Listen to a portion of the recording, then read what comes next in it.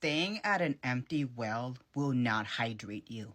That means that you have to find a way for you to survive within your reality of what is true, not what you want to exist. Now, this is what my content is based on, reducing that political BS so that we can truly perform transformative change through that transparency and knowledge, right? Now, I've been pushing our nuclear option, which is Article 5, the Convention of States, which is different from the Republican one that currently exists. However, as I explore this, I continue to the same wall. That wall of, hey, we have a delegate convention, right? We pass an amendment on Amendment 14, Section 3 to clarify that so that it's self-executing, dissolving our problem, right? But the federal Congress then decides whether it will be the state legislatures or the delegates who will ratify it. And that's important because obviously, given that there is a control of a specific party now, it means that they're going to try the routes that will give them the best benefit of going against this amendment. That would be state legislatures. In our reality, how much control do we have over that choice? And I was feeling really hopeless because it's like at a core, when you don't have those constitutional safeguards, where do you go? And I recognize that there is an influence that we should be learning from, and that's from south of our border, that it's Mexico.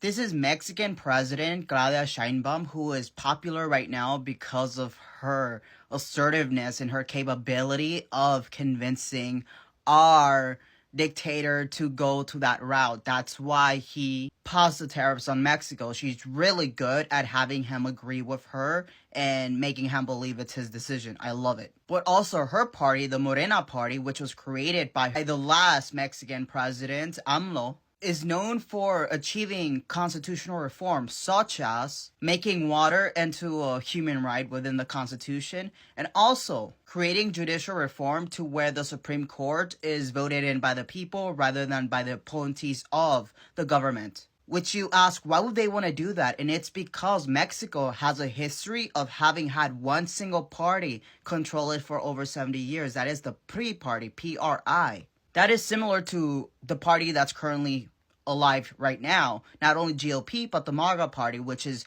maximum neoliberal, maximum deregulation, maximum capitalism and privatization. That's what Mexico's history has had to deal with. And one such legacy of that pressure of that privatization and neoliberal control of the country, concentrating the wealth and the very few and the political elite away from the people, is the creation of the CETELs, because they didn't have any other jobs. What do you do when they're firing all the federal workers, when they're defunding all of these other institutions? What do you do but go to illicit substances, right? AMLO ran on eliminating the power mafia.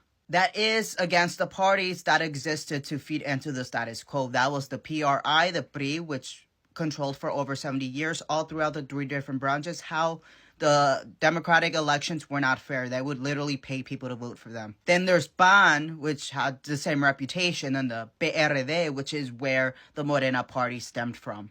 Well, not stemmed from, they just realized that the PRD was just upholding the status quo that the PRI and the PAN were actually maximizing on, so they were just hindering actual progress rather than actually creating a result for the people. So ultimately, Mexico suffered and is recovering from a neoliberal deregulation rule, so we can learn from it and hopefully reduce the extent in which we fall into this reality that can last decades if we allow it to. What does that start with? That starts with moving your mind away from vote blue no matter who. We need citizens of each state to reclaim the party, to reclaim the narrative in the districts. And at this point, you should just have to be a progressive that isn't within the status quo to win. However, what becomes true, because I don't think that we can do in this instant, or we have the time or patience to do in this instant, which is to create a new party, we have to reclaim the party. Because ultimately, we need to take out the trash like Mexico did before we can achieve constitutional reform.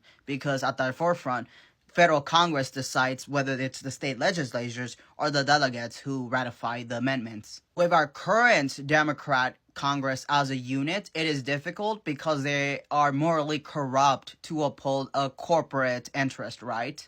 That is their status quo, and they don't care what the constituents said because they know and are comfortable in the reality to where you know and you think that you cannot vote against them. Why? Because they're not going to fund heavily people who will be anti-status quo. So this is the thing, because people say, well, people should run for Congress, to counter these old guards. But can you even get a fair chance if you are not being embraced by the traditional party? So can you run as a Democrat while you're criticizing the Democrats? Because the Democrats have more of a spine to check the left than they do to check the right. So the Democratic candidates who want to run and run against the status quo candidates cannot depend on the DNC, on the party, to fund them through their campaign. Because as we've seen, they have favorites and they will demolish the ones they don't want to win. Then we have to have local and national fundraising campaigns to make up that difference on the grassroots level. Because a true hindrance to running for Congress is funding, right? It's money. And influence, because if you don't have the network inside, then you don't have the pull. If you don't have either of those, then how do you win? If we solve this, then we can have more people running against these people who are uphold the status quo. If we can solve this, we can retake our party without having to create a new party. We cannot just criticize people for not enough people running against them, but we have to uplift the party, but we have to uplift the candidates who are running against the status quo, but are not being embraced by the party, so are being shunned out. We cannot depend on Democrats to not be spineless, because I don't even think that it's them being spineless. I think they're going for their best interest. Because inaction benefits and uplifts the status quo. It uplifts their comfort, but that's coming at a cost of me and you, but they don't care because they're at a political elite level. We have to retake the Democratic Party from Nancy Pelosi, Hakeem Jeffries, from Schumer. Hey, even Jamie Raskin, because as a constitutional attorney, for him to allow it to get this deep, it means that he was insufficient in defending the Constitution. The inspiration that we need to get from the Morena Party victory of 2018 is that once we recover Congress through an alternative channel and vehicle, whether that's a select few within the party who slowly reforms that party forcefully, or I guess making a new party altogether, but I don't think the second would be beneficial right now since we don't have that time or that patience. But once we do that, then we're guaranteed constitutional reform. But we must force the Democratic hand through primarying the old guard Democrat politicians, not just that, but every single politician who has been quiet about this regime, about this takeover, and even justifying their contributions and uplifting this regime. These Democratic Trojan horses who refuse to fight are baggage. Comment below which Democrats do you believe we should protect at all costs. I know AOC, I know Jasmine Crockett, I'll give Chris Murphy. And this is Congress, so the list seems to be pretty short, but I'm open to names. I have ADHD, so maybe I don't remember right now off the top of my head. So let's explore who should be protected, because the names of who should not be protected is much longer.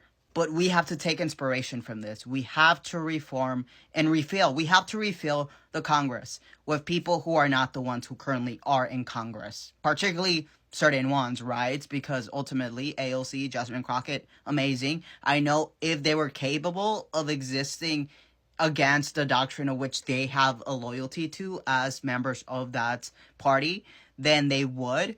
But I think we need more people who are outside and willing to fight against that status quo much more forcefully. And they're slowly coming to that. However, we need to amplify the amount of people within the party who are against the status quo. And that starts with that mobilization and making up for the fact that the Democratic Party will, within its tradition, and try to tear down candidates who are against their status quo.